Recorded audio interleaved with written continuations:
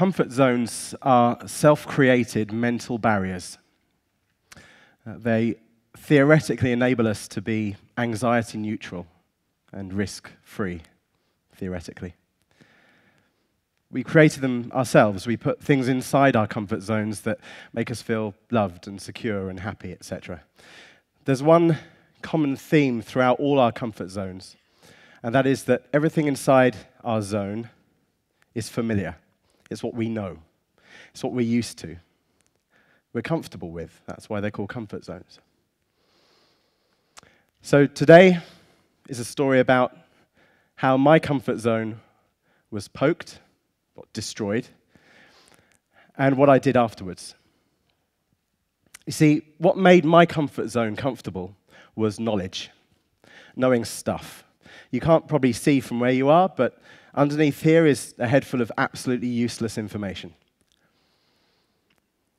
I know lots about stuff that is pointless to really know about, but that kind of made me comfortable because I felt that if I knew loads of stuff, then I was covered. I kind of like had my back covered. And it made me really good at pub quizzes, but obviously in the knowledge seeking, I realized something really disturbing. What I realized was that the more I looked and the more I learned, the more I realized the less I actually knew. That was extremely disturbing for me. The theory was that I would look and learn more and then I would know more. The reality was I looked and learned more and I realized I knew far less than I thought I knew. Now, I sought solace from Confucius, the ancient Chinese philosopher, who said that real knowledge is to understand the extent of one's ignorance. So I thought, okay, well, maybe this is okay, realizing that I know pretty much nothing. That's okay, right? But it didn't kind of play well because my comfort zone had been obliterated by realizing that the things that I thought I knew, I probably only knew a fraction of.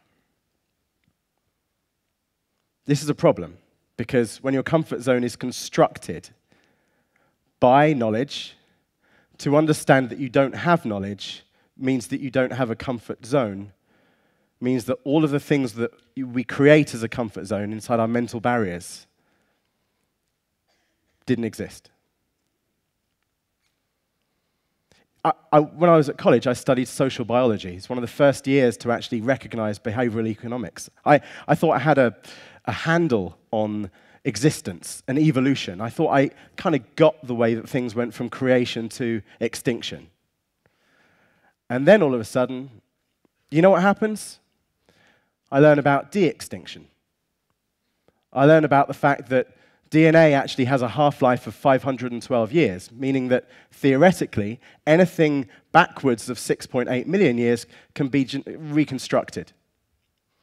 And at the moment, at the time of this, in 2013, the sequence that's the most intact has gone back as far as 500,000 years. Now, just before you're thinking, hold on a minute, are we talking about Jurassic Park? That at the moment, because they were wiped out 68 million years ago, that will remain on the screen for now. But the dodo bird and the saber-toothed tiger, hopefully this is the skull of a saber-toothed tiger, not a dodo bird, but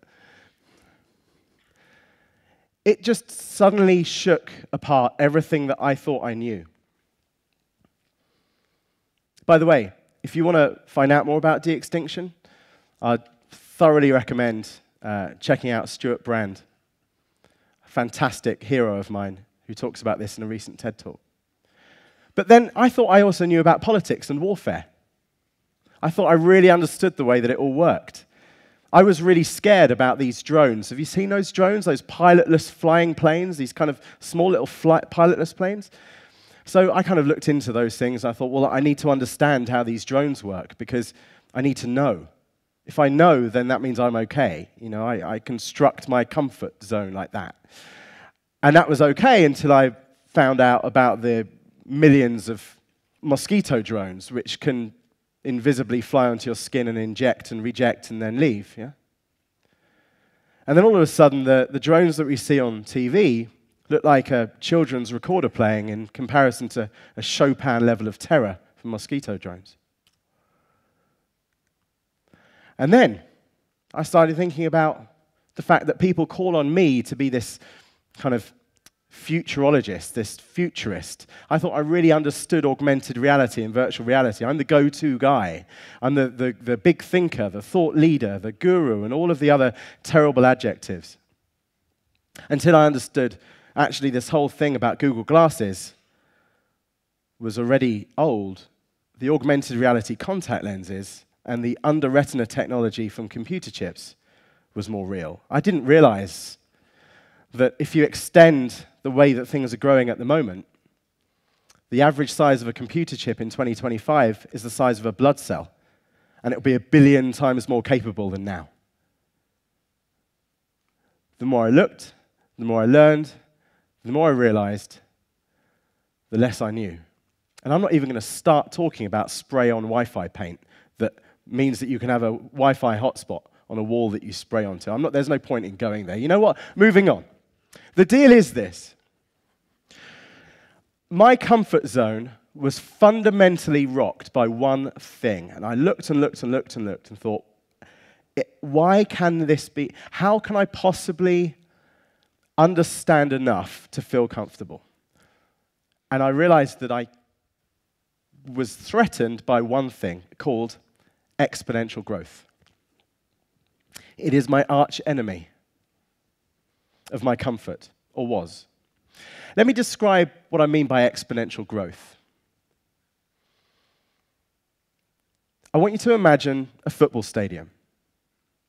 There may have been a visual clue behind me at some stage recently. I want you to imagine a football stadium. And I want you to imagine inside that football stadium a magic tap. Now bear with me. A magic tap. And the magic tap is in the middle of the football stadium over the center spot. And it's magic because every minute into the football stadium, it drops a drop of water that each minute is twice the volume. So, minute 1, the magic tap has 1 drop. Minute 2, the magic tap has 2 drops. Minute 3, the magic tap has 4 drops. Minute 4, the magic tap has 8 drops. You get the picture. That's exponential growth. I want to ask you a question. You're in the football stadium. You're at the top of the football stadium in the highest possible seats. And you're looking down at this. My question to you is, if the tap started, drip, drip, at midday, 12 midday, how long do you think you've got until the entire stadium is flooded and you drown to death? Weeks, months, years? Couple of... One day? Yeah? Okay, so do you know what it is? At 12:49. 49 minutes. But here's the kicker. Here's the kicker. When do you think the football stadium was 93% full? The answer is at 12:45. Sorry, 93% empty, I should say, at 12:45. So at 12:45, 4 minutes before the entire stadium is flooded, all you can see is just the football pitch covered in water. Just like heavy rain. 4 minutes later, the entire football stadium is flooded. That's exponential growth.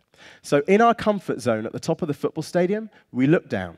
We look at a tap with some feeble water drops coming out. We don't need to move. It's insignificant to us. You may have heard of the analogy about putting a frog into boiling water. If you put a frog into boiling water, it will jump straight back out again. If you put a frog into cold water and turn the heat up, it will gradually boil to death. Exponential growth. What I realized about my comfort zone was that I was under attack constantly by exponential growth. I couldn't predict anything. I couldn't know everything. And all of a sudden, everything I thought I was comfortable in thinking didn't exist. Or it did, but by the time I formulated the thought in my head, it had moved on. So here's the thing. I had to deal with this. As soon as your comfort zone is shaken, you have to think, what can I do about it? What's the antidote? Because when you realize that there's probably 1% of the stuff we know, and another percent of the stuff we don't know, there's probably 98% of the stuff we don't know. What the hell do you do about that, then? Well, you know what? I reckon there's a spectrum. I think there's a spectrum. On one end of the spectrum, you could live in an environment where you have a bubble of clarity. You just have the things that you understand, and you reject the stuff that you don't know, or reject the stuff that you don't know. But either way round, you live in that bubble, and you hope to God that the stuff outside of the bubble isn't going to affect the bubble. You hope in your stadium seats that the tap is just a feeble, non-magic tap, and order a hot dog. On the other end of the spectrum, you could seek to understand all knowledge, everything, and exponential growth. Now, Google would find that admirable, but A, you're human, B, I think you'll go crazy in the process. So we have two sides of a spectrum. Personally, I've chosen my comfort zone to be in the middle. My comfort zone, where I live now, in my comfort zone, is one that I would call balanced curiosity. It's a comfort zone where it's borderline paranoia and borderline curious, but not too much either way around. And I'll give you three models that I use to do this. Because it's easy to say, but I've realized, and it's taken me 40 years, this journey, and only recently, in the last 12, 18, 24 months, I've been able to be in the center more. There's three models that I use, and maybe you can use some of these things as well, or you have your own versions. The first thing that I've realized, there's only three. The first thing that I've realized is that I now feed on serendipity. I feed on that. So, I know it sounds a bit crazy, but I will get lost intentionally in a city. So rather than taking a taxi last night from the speaker's drinks at the nitrogen bar, I didn't get in the cab. And I didn't turn my mobile data on or Wi-Fi. I just started walking. I allow chance to happen. Getting lost is okay now. Me and randomness are getting better friends. We're on speaking terms. I've realized that this chance that I have allowed into my life has meant I've met and experienced some absolutely mind-blowing things that you would never orchestrate yourself. The result of serendipity, the result is extreme luck. People ask me how I'm so lucky. How do you get to be so lucky? How did you meet these people? How did you get into that circumstance? What did you do? How do you buy into that? Is there a qualification you need for that? No. You allow chance to happen. That means you're allowing luck to happen. And you know what happens? Luck does. The second model that I've used I use this on a constant basis to maintain my comfort zone is one of reference. What I mean by reference is that in my serendipity chasing or allowance, I use anything that I experience as a reference point that can impact my life for the better. It could be a zoologist talking about natural environments with certain species, and I can map that and reference it back to my life, thinking about walking into a place where people are only speaking one language and I don't speak it. And I can cross-reference that with a polyglot who can speak maybe a dozen languages, and the importance of understanding cultures for that. And I can impact myself thinking, well, if I want to be on stage more in front of people, maybe I need to be able to speak in different languages. You see, I've taken a zoologist and I've taken a language expert. You can learn a lot from expert window cleaners about precision. You can learn a huge amount from tramps about the importance of warmth and safety in your life. You know what this reference has made me? It's made me extremely humble, because I've realized that no one is without a story that can benefit me.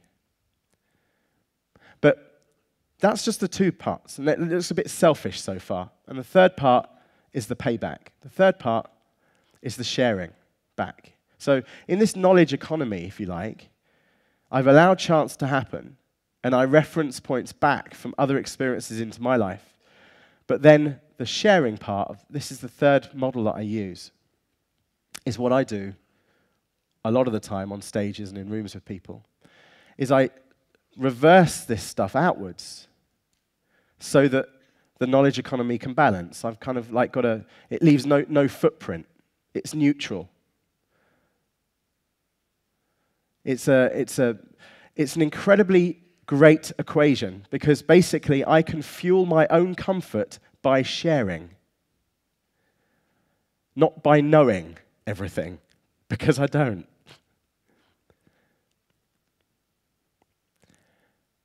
And this sharing part, the result, has made me extremely happy. It makes me happy to share, because I see the effect once I've shared, and I see other people then sharing their versions, and I love having information shared with me by you. So serendipity has brought me luck. Referencing has brought me humility. And sharing has brought me happiness. That's the construct. It's the syntax of my comfort zone that was poked beyond recognition. In closing, I'd like to say that for the rest of the day, of the rest of our lives, knowing each other if we can, please share with me your story. Now you've heard mine. Thank you very much.